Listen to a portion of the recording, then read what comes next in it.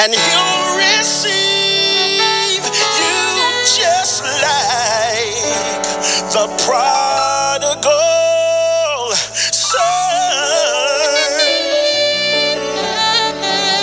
Welcome back to my channel. Today is the day I will be sharing my testimony with you all. So many people have inboxed me and asked me, like, what happened to you? Not my story, but what made me change. People who know me know that there has been a 360 change. And can't nobody tell my story for me. I hear a lot of people talking and speculating and thinking they know and trying to judge me. So it's time for me to share my story, but I had to wait until God said I was ready. The word does say that bad company does corrupt good character, and I want to show you all how true that is. And not only can you change environments, but environments can change you. I want to share it with you all how far gone I went before the Lord came back and found me and rescued me. There's a saying that sin can take you further than you want to go, cost you more than you wanted to pay, and keep you longer than you wanted to stay. None of the facts in this story are made up. Everything is 100% true. In fact, bear with me because this is a long story and I just tried to put together the main things that brought the story together, but I went through way much more than I'm even talking about. So just bear with me and please watch the whole thing. Now, I did grow up in a Christian home and we went to church every single Sunday, and I'm talking about the kind of church where you had to learn a memory verse every Sunday. So the word was solid. We had to read the Bible together, the whole Bible. So my family is kind of well versed on Bible stories and things of that nature. Between my father singing in a group and revivals and choir practice and church itself, I felt like we pretty much lived in church. And we were the type of family who took in other family members who were going through things. So because of that, financially, we weren't able to do everything we wanted to do. So one of the promises that I made myself was if I ever had kids, we would not struggle financially. As far as high school, academically, I always was at the top of my class. I believe it was in the 10th grade, I got the highest score in the whole school in math and science, and only 2 people from each state around the United States was chosen for this math and science program, which was an automatic scholarship, and I was one of those people. So when I went to the camp, I got into a fight and I was sent home. So there was always this edgy side about me. I was always looking for trouble, and I always found it. No matter how good the circumstances were, I found trouble. So when I turned 17, that's when I got into a relationship. This will be my first serious relationship. Very shortly after we got together, I moved out of the house. And I went and stayed with my boyfriend and his mom. Within that same month, I was pregnant. When we told his mom that I was pregnant, she was like, have an abortion. And I'm like, no, that's not an option. And I was told how selfish I was, and in less than 48 hours, he was shipped off to Pennsylvania where his father lived. I didn't even have time to really tell him goodbye or anything. So I spent that whole pregnancy alone. So he ended up having problems in Pennsylvania with his grades, and he had to come back home. So he made it home right before I had the baby. So when I had the baby, I was still in high school. I was in 12th grade by then. And one day the baby ran out of diapers. I was calling him all day and I couldn't get a hold of him. And I was blowing his phone up, and finally I went to his house and I'm trying to get a hold of him, and his mom wouldn't let me get to him. She's like, he's asleep. He's got to go to school in the morning. And so I'm like, well, the baby's out of diapers. So she gave me $10 and she literally pushed me outside in the rain with my baby on my hip. I can't explain how I felt. It was probably the most degrading, experience I ever had. I came from a loving family and we helped each other, and we didn't treat each other like that. So that kind of threw me for a loop. And I also had that attitude like, you got me all the way messed up. So I was like, no. I will never do this again. And then I remembered the promise that I made myself that never. I'm not going to be struggling and begging anybody for money. And then getting pushed out in the rain. So I sat in the car and I conjured up a plan. And I don't know where this idea came from. I didn't know anybody in the strip club. I never synced anything about a strip club. I didn't know anything about it, but I thought to myself, I'm going to the club. So I went to the gas station, put that 10 in my tank, and I went to the nearest grocery store and took a large bag of diapers, and I walked out the store without paying. The very next day, I called my friend up and I was like, take me to the club. And that's exactly where I went. I was still in high school during this time. So the first club I went to was a popular black club in Memphis. And the first night, this is how green I was about the club. I thought table dances was dancing on top of a table. So I tried to stand on this unsturdy table, and then the security was looking at me like, no. And so I got down, and I made $300 that night, and I was pretty much sold. Now, the type of people who go to this particular strip club would be dope boys, which is people who are in the drug game, the local rappers. Sometimes if a rapper has concerts, they'll come in the strip club. Sometimes NBA players come in there, and just your local people. And the music was good. I was into all the hood gangsta music and trap. So they was pretty much playing all my stuff in there. So it was pretty easy. Plus I was red bone. Please don't nobody get mad. I'm just telling my testimony. So it was pretty easy for me in there. And I was one of the youngest people in there. So I ended up meeting this guy one night in the club. We're going to call him Client. The day I met him, he handed me $300 to do absolutely nothing but talk. I was like, okay, I can do this. And shortly after that, I had a friend kind of show me the ropes, and she introduced me to a guy who had just won a large settlement, and he paid me $1,000 to dance for 30 minutes. So I'm like, yes, yeah, it's going down. And also I ended up meeting a guy, we're going to call him the husband. And then he was in there trying to holler at me, and I'm like, no, I have a boyfriend. And he's like, I'm going to take you from your boyfriend. I'm like, whatever. Life was good, and I was like, okay, this is what's up. I'm making good money. I bought my first car. I bought a Camaro. I was going to school at the time, and so I ended up moving to the University of Memphis South Campus, the family homes, and life was good. So I thought, until one night in the club, a shootout happened, and there was only like one way in and one way out, and it was like, you could just hear the shooting, pow, pow, pow, pow, pow. And before you know it, I'm not even making this up, a guy literally jumped on top of me like, no. And he jumped on top of me until the shootout stopped. So when it stopped, the lights came on. The next thing you know, it's pow, pow, pow, pow, pow. They started shooting again.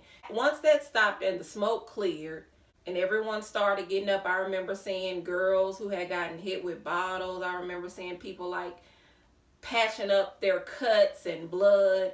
And there was a guy laying in the floor who was deceased. And I will never forget where he was laying and how he was laying. And this traumatized me. So after that, the plan was to stack.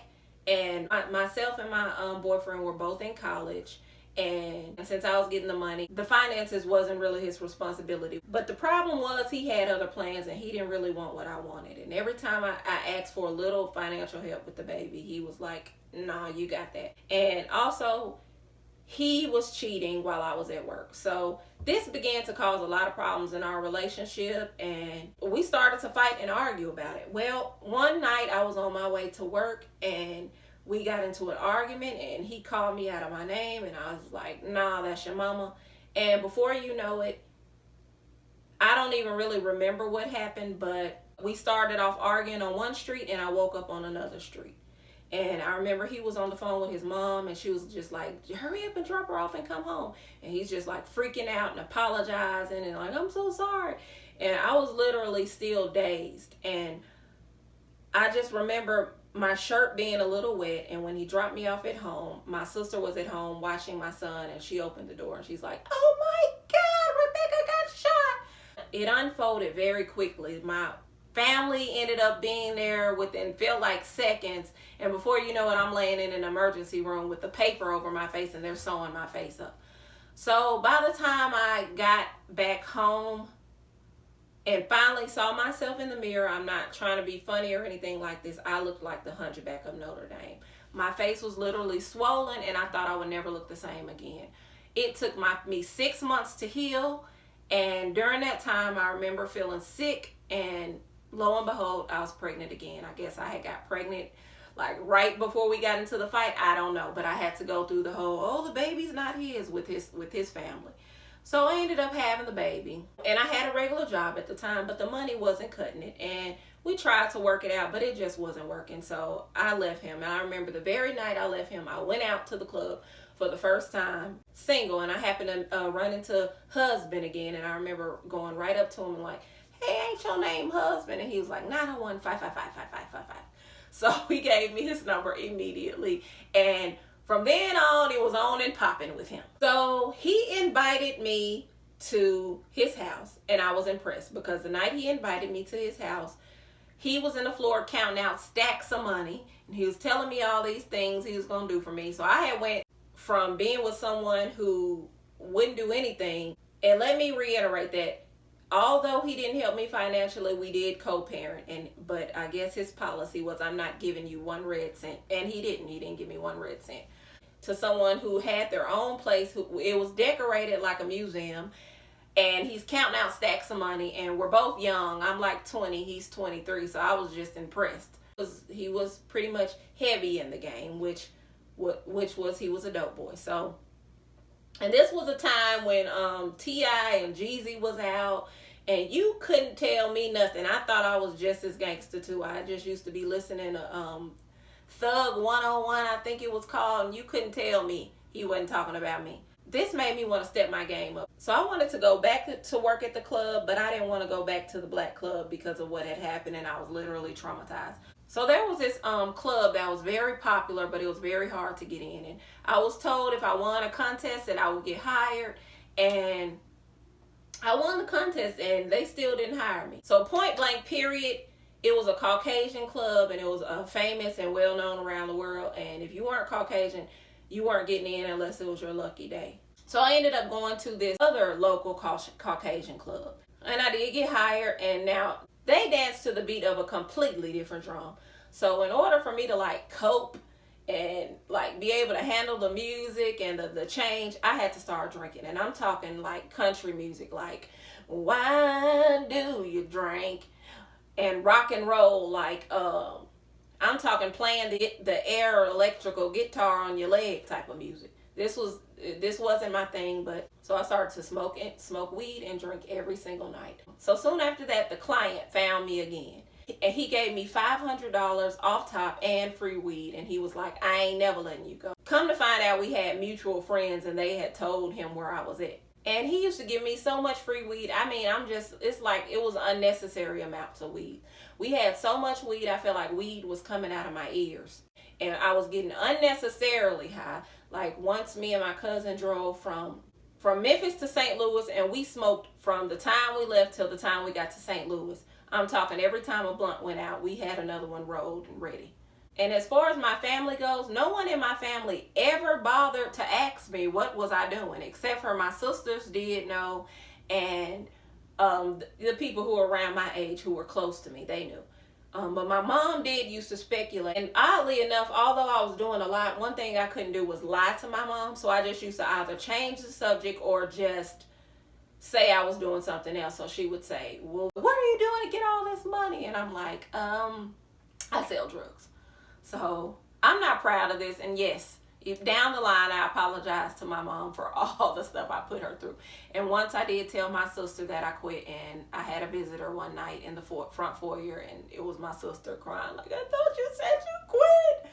So anyway, around this time, that's when I started to find out that he was a cheater, and I pretty much kind of like ignored it. And since the father of my first children, was doing the same thing, I just kind of chalked it up to, I guess this is what people do, and I'm just gonna have to deal with it. So finally I ended up trying to get into this other club again. I'm talking, these girls were riding in Corvettes and all of this. I'm like, I gotta get in. So one night I tried to get in, and I had my lucky break, and I got hired, and everything started to change. My clientele went from being normal people to NBA players, NFL players, owners of corporations, and one of my regulars who ended up coming to see me throughout the years held a former seat in the House of Representatives. So the caliber of clients went up, the money went up. The man we're calling the client, he decided to step his game all the way up, because I guess he felt like he was just, there was a competition going on and he didn't want to lose me. So, and he started giving me way more weed. I'm talking pounds of weed. The club was bigger. There was more people. And in order for me to cope again, I used to have to drink. And by now I had got accustomed to drinking. So every night I used to bring a bottle of Moet to work and either a fifth of Remy VSOP or coconut Ciroc. And I did used to share it with people. But I remember I used to step out on the floor, and the floor is what we used to call, like, when it's time to, when you leave out the dressing room and you go work. I used to step out on the floor and I used to be like, nah, I'm not drunk enough. And I go back until I felt like I was drunk enough. I had to be a certain level of drunk to step out on the floor. Soon after, the girls, which were mostly Caucasian, as I told you all earlier, they would come up to me and they'd be like, and I'm like, and then at the same time, some dope boys would hang out in there and they would tell me, if you find the girls who own that powder, which is cocaine, they were like, if I sell it to the girls for them, then they would give me a cut. And I told myself, well, why don't we just cut out the middleman? So I went to my friend and I bought a scale and some baggies and I asked him to show me how to weigh up the drugs. And he was pretty much my cocaine supplier. And I really did pride myself on having the best. As I said, you couldn't tell me nothing. I ain't saying I was heavy in the game, but I thought I was somebody. So between selling drugs, my client, and working in the club, my money went all the way up. I got a house in Cordova. He bought me a truck. I ended up going through like 3 different trucks, and I thought I was balling. And I made a lot of friends in the club. A lot of friends who I'm still cool with to this day. Contrary to popular belief, there are some really good people, some really kind people who frequent the club and who work in the club. But we started going out to the clubs, and we would get the VIP treatment like celebrities. We were pretty much treated like celebrities. I mean, we didn't have to pay to get in. We didn't have to stand in a line. Either I would know security, or my friends would know the owners, or we would know somebody who's buying a booth, or sometimes they would get us a booth. We were just living it up. So from the outside looking in, it looked like I was probably really living the life to the average person. I mean, I was young. I had more money than most of my friends. I was taking vacations, traveling and dancing. But I had started to become very depressed because it doesn't matter what you're doing. All women want love, and husband was just cheating all over town. And I would leave club and couldn't get in touch with him. He was supposed to come home and I couldn't get in touch with him. So I remember many nights I went home crying. And I was also working 5 days a week. So working 5 days a week and then going out on the weekends, I pretty much was drinking almost every day. And as far as my kids, yes, they were taken care of very well. During the day I played mom, and at nighttime they went with their dad, and on the weekends they were with their dad. So I really didn't bring the lifestyle around them at all. As a matter of fact, outside the club, you wouldn't have never known I worked there. So as far as client goes, me and him did form a friendship, and I remember going out to eat with him. And I remember one night I was buckling my sandal, and he came running around on the other side of the table. He's like, "What you doing? What you doing?" And I'm like, "Dude, why?" I'm like, "Why are you so crazy?" And then I would go home and take a nap, and I'll wake up and have 30 missed calls from him. And I'm like, you know what? You're too crazy for me. I can't do this no more. Like, I don't even got to do this. So I'm like, I'm done dealing with you. So I completely cut him off. Simultaneously, I remember someone called me at 2 o'clock in the morning, and I guess they had caught wind that, I had dealings with him, and they was like, "Please don't let him hurt my son." And I'm like, what is what? And then shortly after that, I remember I was standing in the kitchen cooking, and I get a knock at the door, and I'm like, "Who is it?" And I go answer the door, and it's him at the door. Mind you, I never told him where I lived. We've only met up in public. And he's like, "I just thought I'd let you know I could reach out and touch you." Alright. And he just walked off. That probably was the most gangster line anyone had ever said to me. And I just stood there like,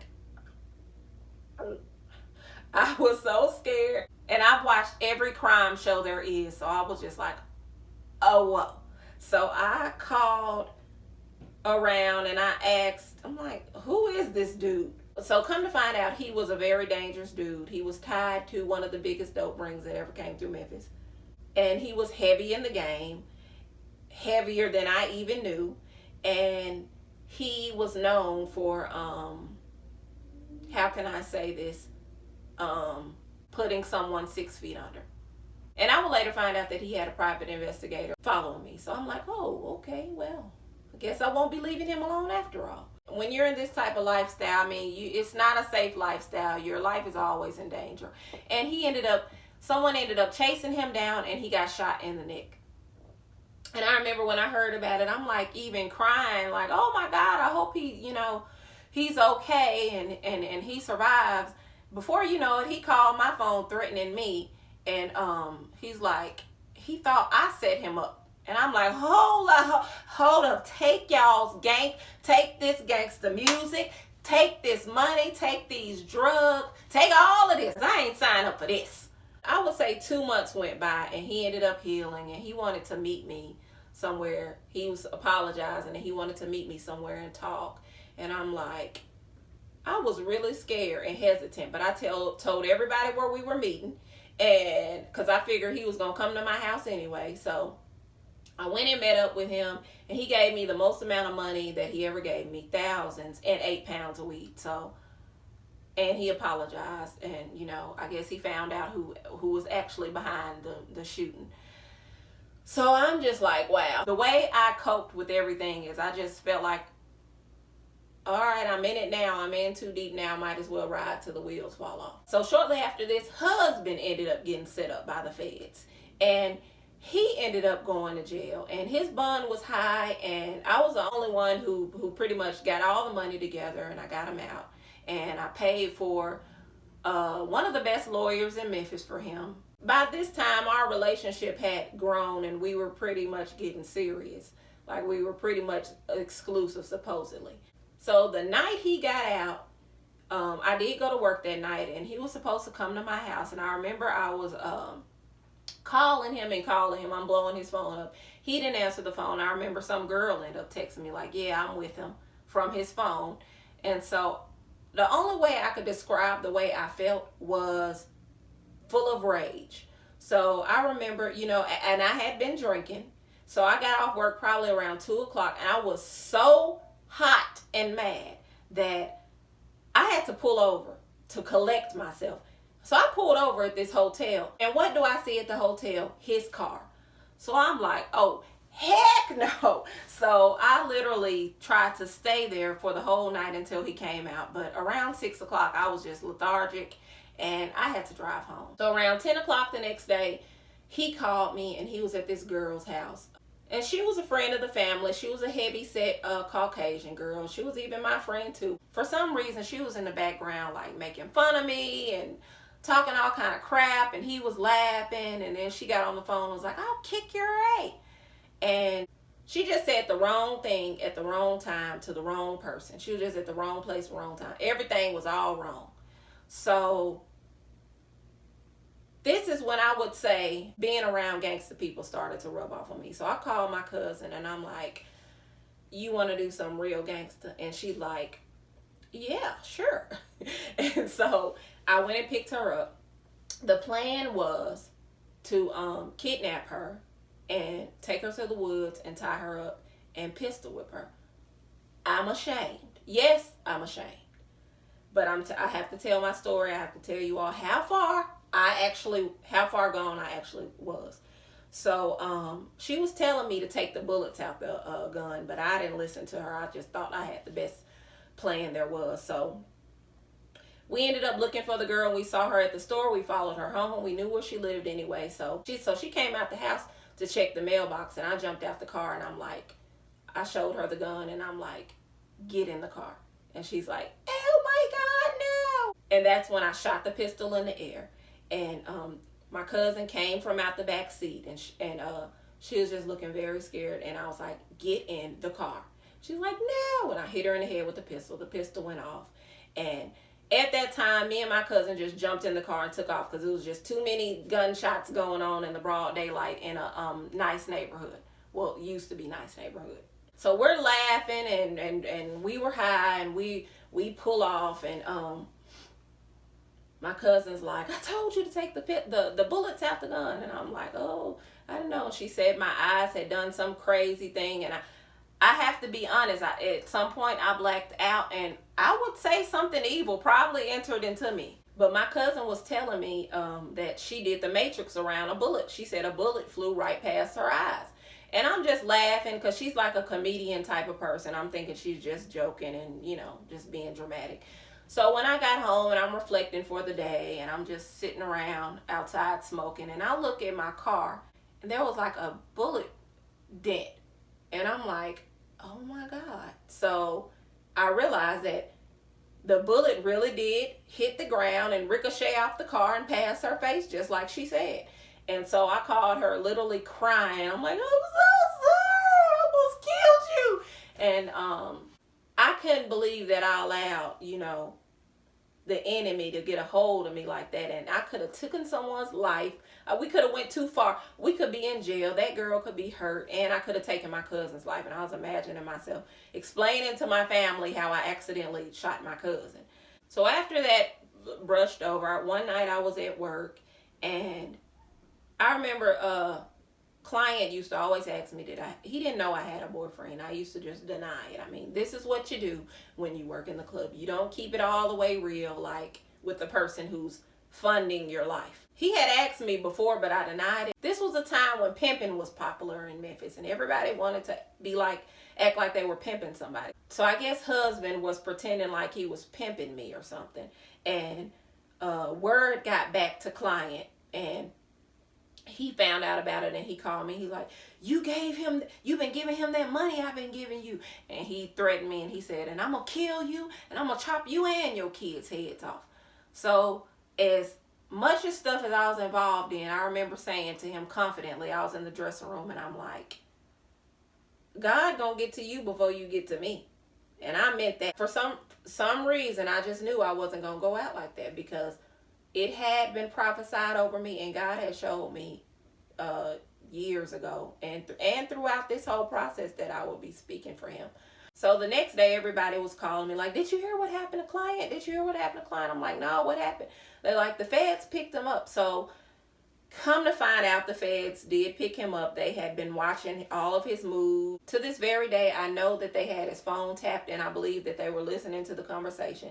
And I really believe that not only did God protect me, but I also believe it was through them hearing that on the phone and they knew he was going to make do on his threats. After this, the club that I was at, they were under investigation too by the feds and they ended up getting shut down. It was by the grace of God. I didn't get any charges from what was going on because a lot of girls did get charges from selling drugs and doing all kind of stuff. Husband's case was over and he had to serve time and he had to turn himself in. So Blue Crush was just hot over the city of Memphis. So he turned himself in. I ended up going to another Caucasian club. It wasn't as huge and it wasn't as popping, but the money was still good. I called myself being ride or die.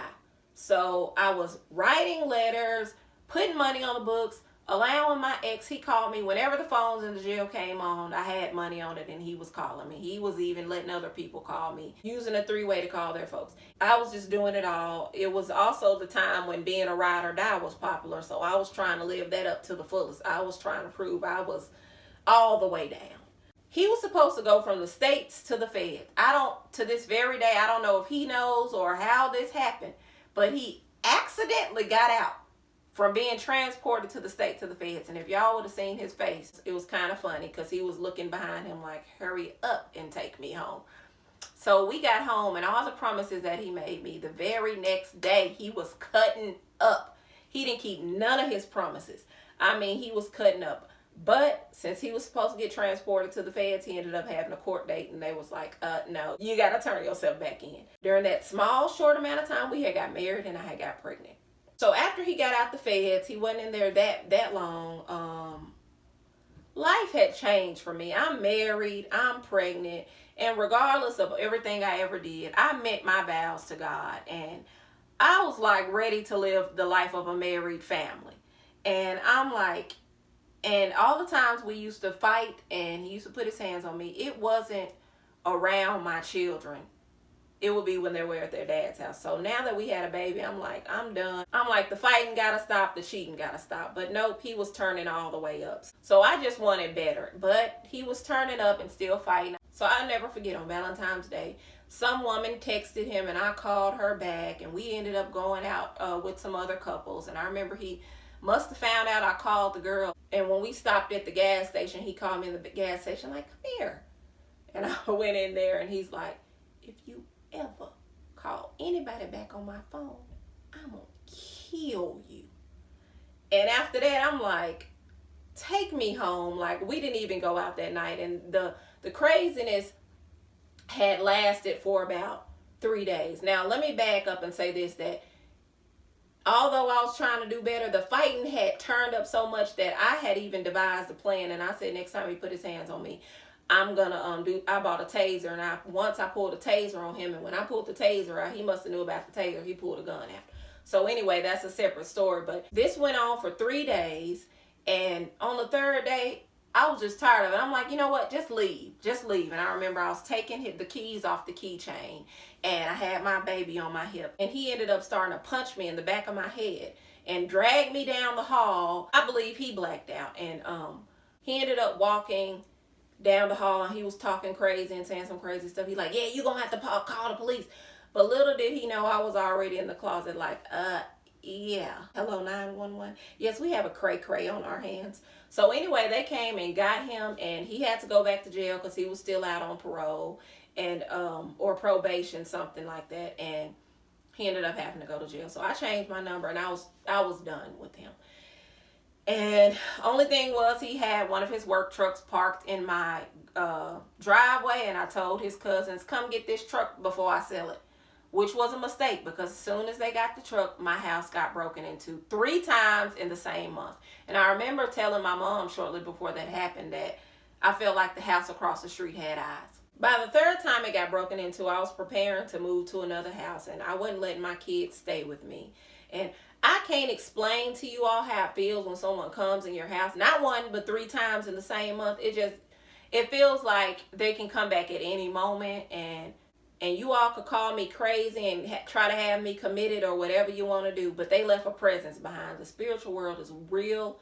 And I used to sleep on the couch with my finger on the trigger, and I refused to go down the hall because it just seemed down the hall in my room, something was in there. So once me and my mom was on the phone, and we both heard some evil demonic sounds on the phone, and I ran outside.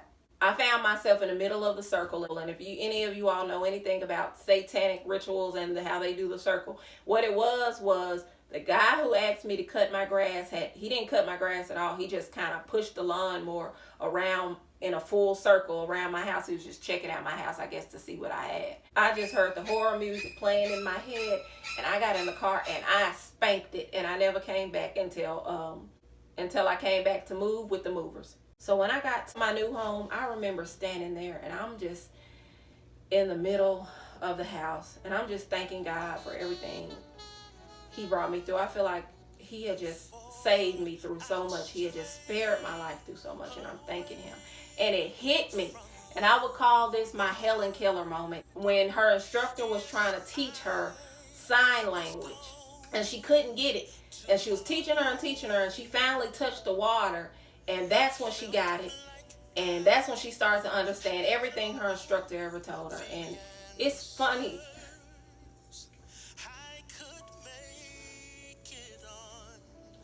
that scene was water, because Jesus is the living water. And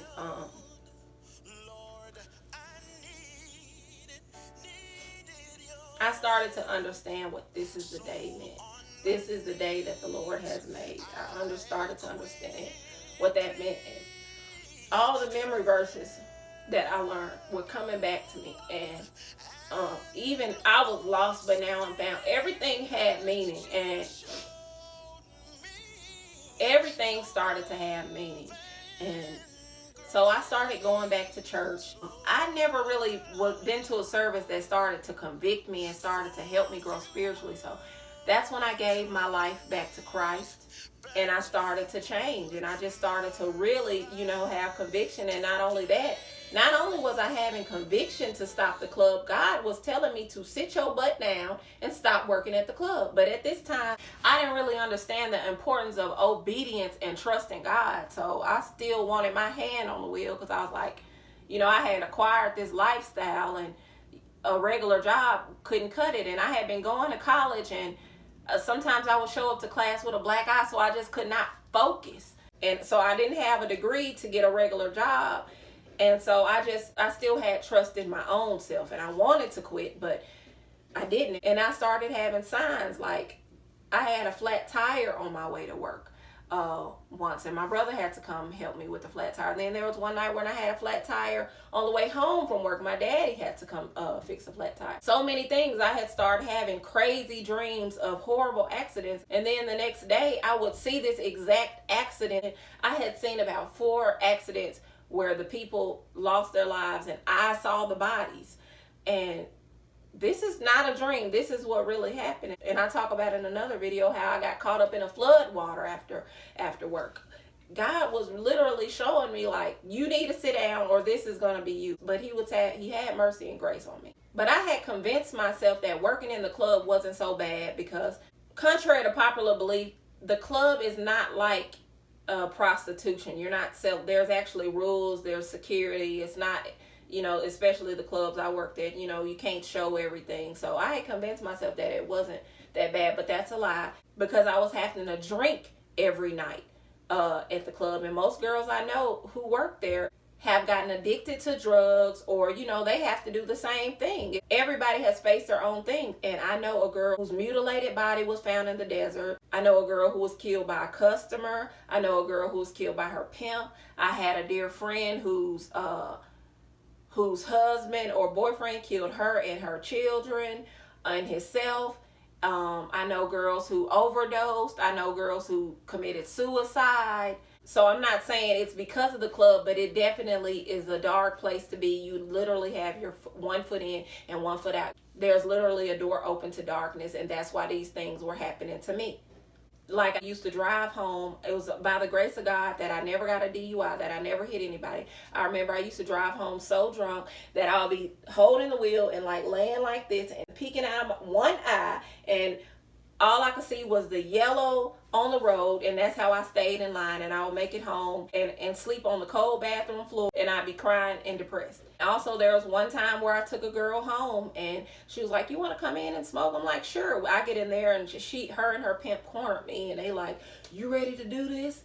And they started talking all this, and then, yeah, you gonna do this and that. And I remember backing up like, and I got a hold of the door, and I booked it and ran to my car. So I escaped the pimp, and I have a friend who escaped out of a window from a pimp. So yes, it's a dangerous lifestyle. It's a dangerous lifestyle. It can lead to other things. So after I started having the convictions, my husband somehow got my number and apologized and said he was going to do right. And it was coming up to where he was going to get out of jail.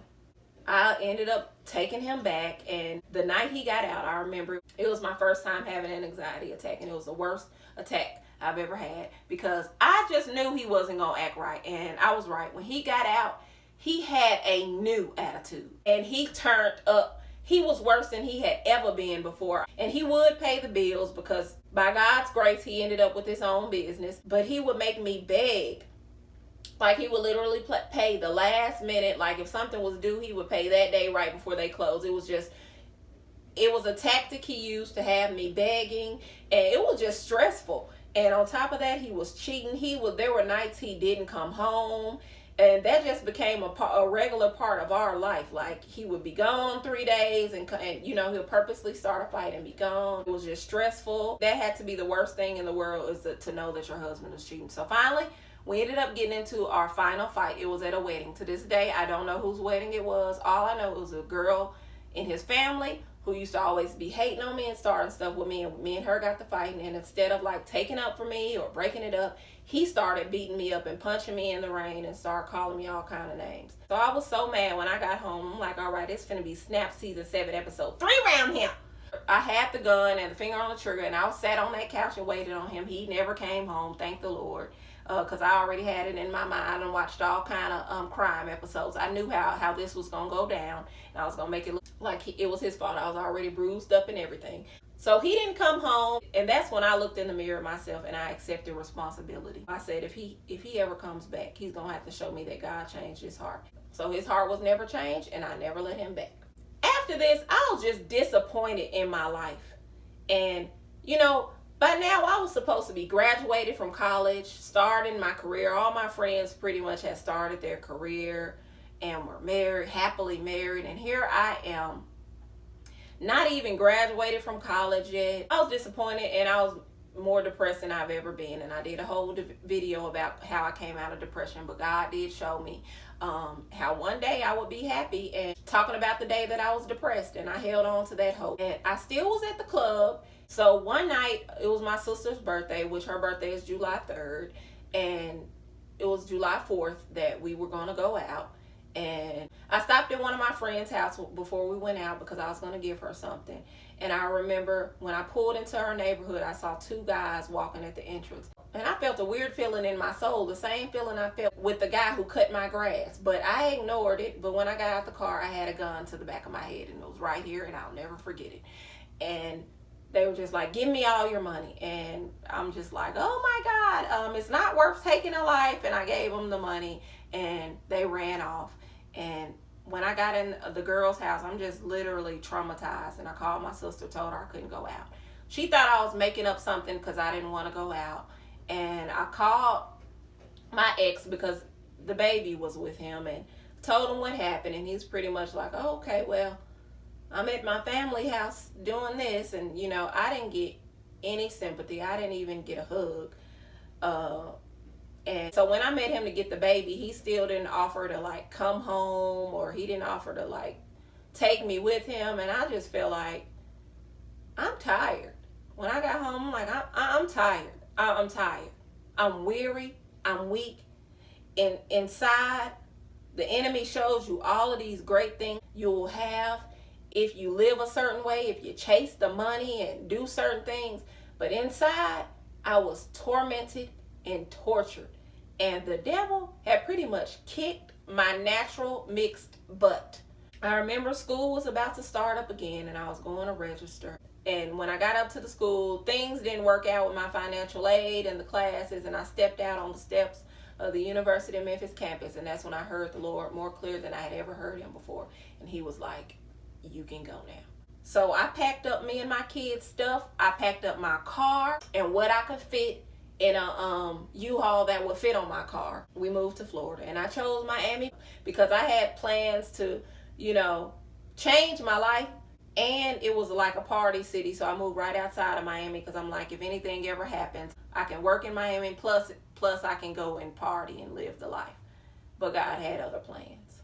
So when I got to Florida, I did have my hair license, so I worked in a salon for a while. And the money, I was basically living from check to check by then, and I wasn't used to that type of lifestyle. The money just wasn't cutting it, and I'm like, okay, I got to do something else. So this is the time when social media had just become popular. And one of my best friends from high school had a girlfriend who had been going viral with her pole tricks. They used to visit Miami, and I talked to him, and he was like, well, it's the summertime. We're going to different cities and states, so why don't you come with us? And I'm like, you know what? I think I'll do that. And I had a number in my head, 10,000. I was like, okay, 10,000 should get me right. So this will be the last thing. Like when drug dealers try to get out the game and they say, I'm going to make this one last thing. I'm going to do this one last lick, and then I'm done. So this would be what that would be for me. So I knew I wasn't supposed to be doing this. And so I got my kids, and I was driving them back to Memphis. I hadn't talked to my ex in a while by then, and but I was just gonna drop off the baby with him and drop off my other kids with their dad and dance with my friend. So halfway there, I remember 5 minutes before I got off the expressway, we were listening to some gospel. My oldest son was in the front seat. He let his seat back, and we started to get off the expressway, and there was this car coming out from this country road, and I smacked into him, and I'm like, oh my God, my kids, oh my God. That's the first thing I thought about. I'm freaking out. And I get out the car, and the man is consoling me. I will call him an angel, because to this very day, all he did was console me. He didn't call the police. He didn't press any charges. He just consoled me, and I never got in touch with him again. I apologize. He never bothered me about it. And when I stepped out the car, we were 1 foot from flying over the overpass onto oncoming traffic. Nobody got hurt except for me. And guess what got hurt? My wrist. Why is that significant? Because I need these wrists. I needed these wrists. Ain't finna be no dancing when you can't, hold on to the pole or take money. Like, I needed these wrists. I knew it was God. I knew it was God letting me know that it's over with for this. I knew it was God. I felt guilty. We ended up getting a hotel, and I knew the only person who was going to come get me ASAP was my ex. So I told him to come get me when he showed up. And I also thought this was a sign that I was supposed to go back to him. As soon as I got in the car, I'm like, I'm in pain and I'm traumatized. So I'm like, give me the pills, give me the alcohol, give me the everything. So anyway, I ended up staying with him for like a month. And although he had lost his wife and we moved and he lost his family, he was the same person. He hadn't changed. So I'm like, no, I can't do this. So I said I have to go back to Florida. I still had my place in Florida. Just so happened my cousin was passing through, and she picked us up, and she lived in Florida. So we rode back home with her, and I just rented a car because I didn't have a car anymore. Rented a car and drove back home. So when I got home, I still had my job at the salon, but I was still like, how, I need to kind of catch up on my bills. I still had the nerve in my mind to think, how am I going? I was like, maybe I should catch a taxi to the club and just work a couple of times. And I remember right after that thought, my stomach started to hurt. And I went to the store and I bought a pregnancy test, and I came home and took it, and it came out positive, and I was pregnant. So the minute I found out I was pregnant, I was like, that's when I threw up my hands, and I was like, okay, Lord. All right, Lord. You got me. You got me. I surrender. I surrender. Whatever you want me to do. Whatever you need me to do, I surrender. I'm done. Because if anybody knows me, when I'm pregnant, it's over with. Ain't no going out, ain't no doing nothing. And God knew that as well. So not only that, it turned out to be my most painful pregnancy. And just in case I was thinking about doing anything else after the pregnancy, my son was the most difficult child I had ever had. So when I surrendered, instant peace, instant healing, instant weight lifted off of my shoulders. I felt lighter. I felt free. And I remember saying a prayer, Lord, if there's anything in me that's not like you, take it out of me. And I lost the desire to do all kind of stuff. And here I am, pregnant, alone, no family, walking to the bus stop to work. And I was happier than I had ever been in my life. What God had showed me, the day God had showed me was coming to pass. And I began to get excited about the word. I started studying the word. It's like it was a time that I had where I just couldn't connect with people. Every time I was trying to meet friends, it just wasn't happening. So it just ended up being me and God, Jesus and the Holy Spirit teaching me, healing me, allowing me to forgive. And at first, when I first got to Florida, God told me there's more that I require from you. During this 5 years, he ended up healing me from over 17 different things after I had the baby. I was scared to let anybody watch him, so I started my own business so I could work from home, and my income had increased. I wasn't living from check to check anymore. Through that business, I had started having all kinds of different experiences, and I'm like, what is this? And the Lord was like, I'm preparing you. Finally, during the 5th year, he said, you're ready. And that's when I started making the YouTube channel. And also, I was having supernatural experiences this whole time. The first family that I met in Florida turned out to be a pastor and his wife. They prophesied over me the minute they met me. When I came into their house, they were pretty much looking at me like, we've been waiting on you. They told me what I've been through and what I was going to come out of and where I was going. And they were right. And I will continue to keep having experiences like this. Every time I ran into somebody, it would be somebody who God sent to send me a word and to pray for me. Is no denying the power of God. None, zero. It ain't happening.